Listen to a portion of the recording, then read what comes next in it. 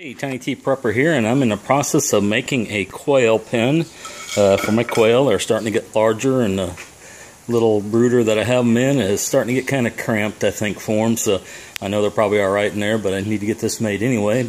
And I'll probably have it ready here, hopefully in the next day or so if I don't get it done today. But just want to fill you in on how I'm building mine.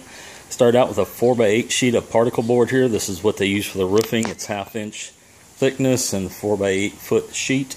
And what I started out doing is I cut off the end of it 2 foot. So I cut off a 2 foot end there. Those will become my sides eventually. Then I split the remaining 4x6 piece in half. So I had two 2 foot by 6 foot pieces, and you can see here there's one going down there and another one going across there.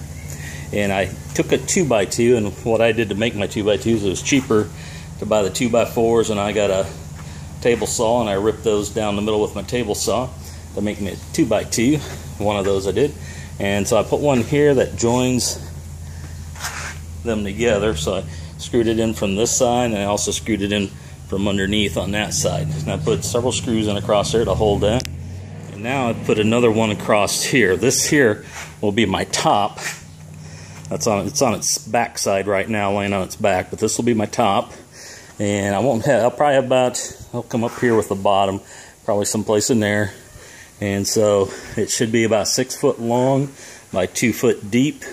And it'll probably be somewhere between, it won't be 24 inches high. It'll be a little bit less than that because I'll bring the bottom up from here a little bit.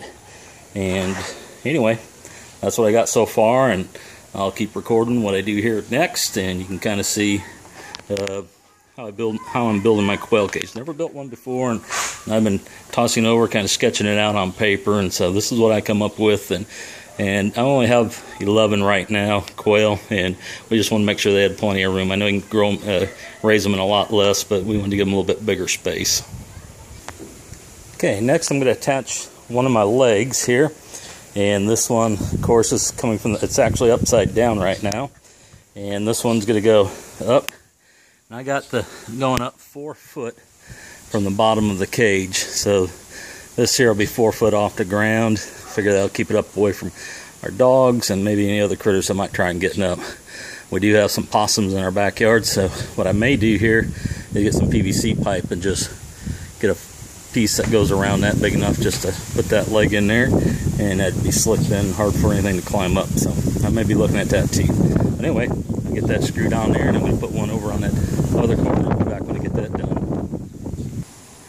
Okay, I got both legs on the back. So now what I'm going to do is I'm going to bring out my 2x2s here along the edge. I had a couple pieces off the end of these. These are 6 foot, so I had a couple 2 foot pieces on the end, and I'm putting those in here as like this. Okay, and then I'll screw those in. That'll give me something to screw my plywood in onto here, and then I can put my other leg in where I need to on the front there. So anyway, let me get those screwed on, and I should be getting going here pretty good here shortly. Okay, I had to lay it down on its back side with the leg extended this way in order to be able to screw into the back of these through the plywood. So what I'm going to do now is I'm going to get my piece of plywood that I had 2 foot by 4 foot left over. I'm going to cut it in half to make a 2x2, and I'm going to screw it onto the end here. So what I'll do here, this piece that I cut off initially off the end of the 4x8, I'm going to cut this in half now this way. So I'll cut it across there.